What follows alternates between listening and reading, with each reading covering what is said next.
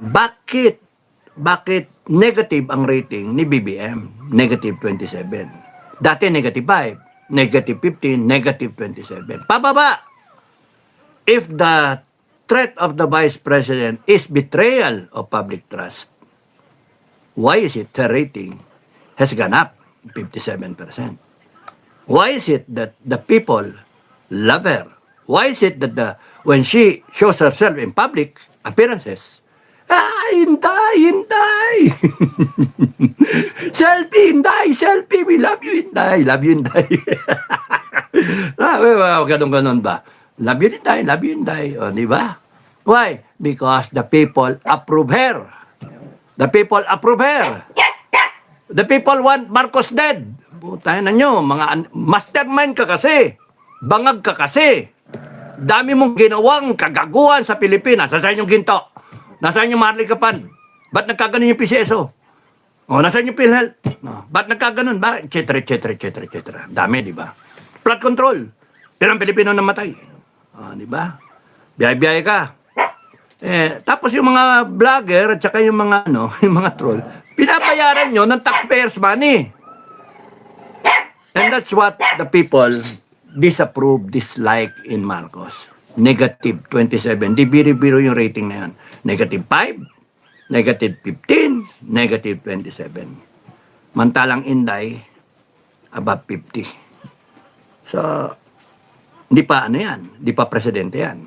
Wala pa eleksyon yan. Yan yung sinasabing mamamatay. Yung sinasabing may history. Di ba? Pattern of anong tinawag, ano yung ginamit na term? May pattern of violence. Isang misa lang nanapak ng sheriff, She learned her lesson then to keep her cool. So, it took some time before she lost her cool, and that was when she made the utterances na siyang pugutin ng ulo because it is her people. Si Attorney Laika Lopez, Zulaika Lopez, love you, na tao niya hindi na tama to. Tao ko na itong inaano ninyo to get to me. Kaya gigil na gigil siya.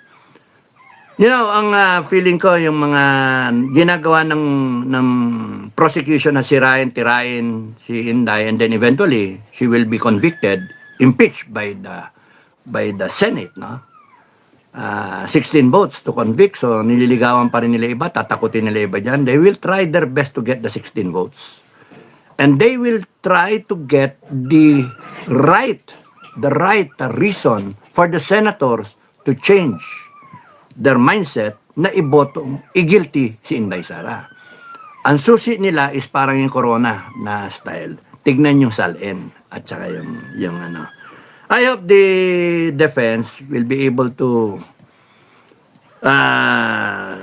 proceed with caution and with professionalism and all that, with all their best, pero hindi niyo maano si Inday. Anointed na yan. Hindi niyo na kahit guilty niyo yan. Guilty in paper, guilty in in the first place, palpak yung natin. Yung sa Congress pa lang. Tingnan nyo pinasa ng Congress yung impeachment para sa Senado. Pinasa. Ano yung requirement? Form and substance. Form, madali yung form. May tama yung yung format ng pagkakagawa. Substance. Ano lumalabas ngayon? Walang substance bakit pinasa ng Congress? Para, ilan? 257 bumoto. Impeachable si Inday Sara. Walang substance. Sa ngayon, hanggang ngayon, wala. Ano yung testimonya? Si matipag haka-haka. Hearsay. Hearsay lahat.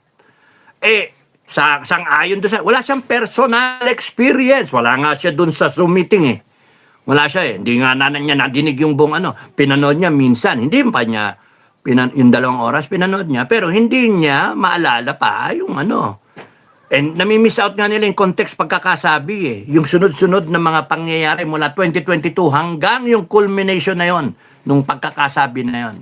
Ganon din yung kay Baste. Kakasuhan niyo si Baste. Bakit sinabi ni Bastion? Bakit sinabi niya? Pikon na galit na eh. Kasi why? They are protecting your interests. They are protecting public interest. The interest of the Filipino people, the Filipino families, the interest of the Republic of the Philippines, not betraying public trust. Now, who is betraying public trust? Yun dapat ang tanong. Is it Vice President or is it Bongbong Marcos? May threat sa buhay ni Inday Sara. Putang ina. Papatay mo yung Vice President, binoto yan, 32 million bumoto dyan. Ba't mo papatayin? Kasi nagre-reklamo, kasi kinakalaban na kayo, kasi ayaw maniwala sa mga bugok nyong mga maleta, sa mga kickback, etc. etc. Kung baka sa ano, add man out. Ayaw niya. Hindi nyo kayang bilhin si Inday Sara. Ngayon titirahin ninyo sa salin, sa mga bank transactions. Banatan nyo, sige. Tirahin ninyo ng tirahin. Sa tingin ninyo, ba't dadama kayo? No. You're bringing it closer and closer and closer to an event which is ayaw nating mangyari, a bloody revolution. Yun yung ano eh. Doon pupunta yan talaga. Or Mindanao Secession. Doon pupunta. Pipilit ninyo kasi yung kagaguhan ninyo na hindi pwede. Bendalo. Nagnakaw na kayo, bendalo pa kayo. Pipilitin nyo ngayon, gagamitin nyo lahat ng agencies in government para lang tirahin ng Inday Sara na pinakamataas ang rating, approval rating in a democracy. 57%! In a democracy. O sino dapat ang pakinggan? Sino susundin ng tao? Negative 27 ang Marcos. Susundin ba yan ng tao? Presidente ng Pilipinas? Gusto siyang tanggalin ng tao at bitayin ng tao. Pag umikot ang gulungan, nagkaroon ng declaration ng death penalty, hiyari sila. Yun yung ano. Kaya kinakatakot nila na dapat hindi maging presidente ang Inday Sara. By hook or by crook, dapat tanggalin ang Inday Sara. May impeach dapat. Takutin nila yung senator. Kasuhan. Marcoleta. Anong kaso binigay kay binanata ng inciting to hindi inciting, si Inday Sara nga pala yan. Welcome to the club. welcome to the club. Nauna ako dun. Inciting to sedition. Welcome to the club of inciters.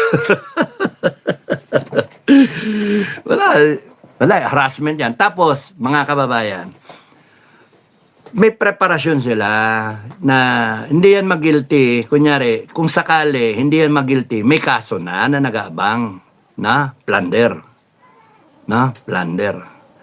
Kaya nga, non-bailable. So, pagka mula ngayon hanggang sa sirain yung imahe ni Inday Sara, kung kala ninyo kaya sirain, sisikat lalo. You know why? You are failing to appreciate the Filipino trait, underdog. Doon kumakampi ang bayan, doon sa Pilipino na nakikita nilang Fernando po. Buntalin, kawawa, bla bla bla.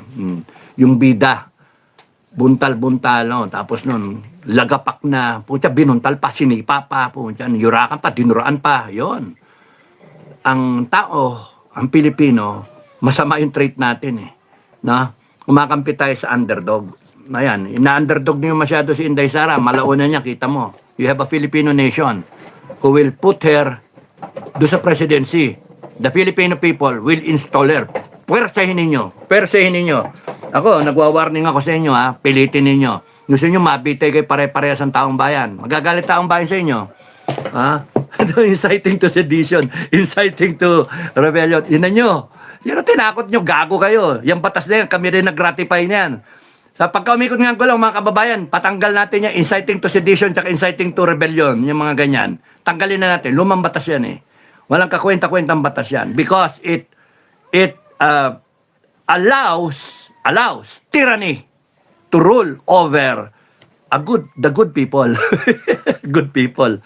It allows tyranny. Kasi gagamitan ka ng inciting to sedition. Bananatan ni inciting to sedition. Binanatan ako inciting to sedition. Binanatan si Pokis. General Pokis na inciting to sedition. Binanatan may inciting to rebellion pa. So, yun yung panakot nila. Yung batas na luma, yung batas na galing pa kung saan, sa Amerikano. Kasi ayaw nila may nagre-rebelde. Pero ang tanong ko sa inyo, mga kababayan, kung kayo, gobyerno, ay matitino, sino magre-rebelde sa matinong gobyerno? Ihahalal pa kayo lalo. Ihahalal kayo hanggang sa anak mo, kamag-anak mo, hanggang sa asawa mo, mga anak mo, kapatid mo, basta pangalan mo. Oh. Kita nyo, gusto nyo gawin. Duterte, tatay, ngayon yung anak. Inday Sara, Marcos Sr., binigyan ng pag-asa, Marcos Jr. Oh. Kaya nga, yung Cayetano, yung tatay, ngayon, dalawang Cayetano pa ngayon, di ba? Oh, may Marcos pang senator. Ganon may habit ang tao na we realize the good deeds ng nauna. That's how we repay the goodness, how we repay good governance. Tinatandaan natin. Kasi inisip nyo, low-tech pa tayo, pero naintindihan ng Pilipino, DNA, kung anong puno, siyang bunga. Yun nga simple. Eh, nakalimutan natin yung Marcos na puno. 20 taon tayo. 20 taon tayo. Eh, ang bunga, Bendalo. Bendalo, ninakawan pa tayo lalo. Hindi lang ninakaw yung ginto, no? No, yung ginto sa mga Hapon, yung Yamashita Treasure. Pucha na, ginto sa Central Bank, pinakialaman. Binenta. Pati yung putrakis natin Maharlikapan, binenta. Yung PhilHealth, pucha, pati yung PDIC, pinakialaman. Di ba, gago to mga to?